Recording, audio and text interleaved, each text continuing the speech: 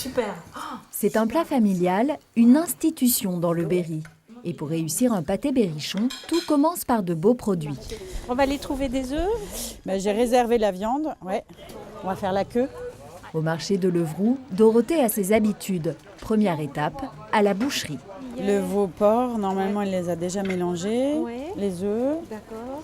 Il faut une farce savoureuse pour ce que les berrichons appellent aussi le pâté de Pâques. À une époque, on en mangeait qu'à Pâques, oui. Mais actuellement, on en mange du 1er janvier au 31 décembre. Oui, il y en a toute l'année chez les commerçants aussi. 12 œufs frais de la région. Il y a 300 g de poitrine de porc. Voilà. Il y a 200 g de viande maigre de veau. Et pour relever le tout, des échalotes et du persil. Je prends une belle salade pour manger avec le pâté. Faut que ça passe, c'est ça? C'est pour faire couler le pâté. Bon, allez, on va aller chercher une petite bouteille de vin. Quand les emplettes sont terminées, direction les fourneaux. Dorothée prépare tout elle-même, excepté la pâte feuilletée.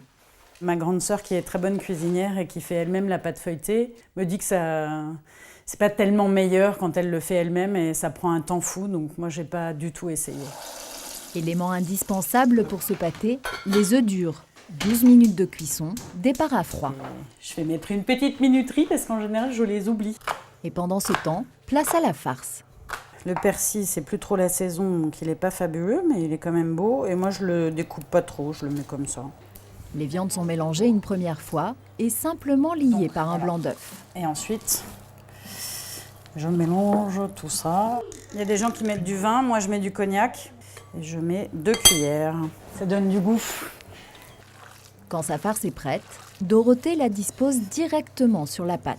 Je fais un petit boudin et dessus, je cale mes œufs. L'important, c'est que à la fin, il ait sa forme de pâté berrichon avec ses collines d'œufs. Pour un résultat moins sec, une seconde couche de viande recouvre les œufs.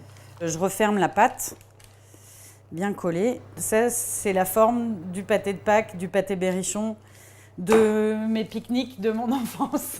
Piqué à la fourchette et doré au jaune d'œuf, le pâté est enfourné à 180 degrés. 30 minutes plus tard, c'est le moment de déguster. Waouh! Super! Et voilà, tout bien doré. L'œuf reste moelleux, la viande est cuite à point. C'est bien un déjeuner comme ça. J'aime bien en plat principal comme aujourd'hui. Là, une bonne part de pâté de Pâques avec un peu de salade, c'est ce qu'il faut, quoi. Il y a plein de cuisinières qui font leur pâté à leur sauce, si je peux dire. Et c'est vrai que celui de Dorothée, il est vraiment excellent parce qu'il est pas sec. Un plat tout simple dont la recette se transmet d'une génération à l'autre. Une valeur sûre de la cuisine du Berry.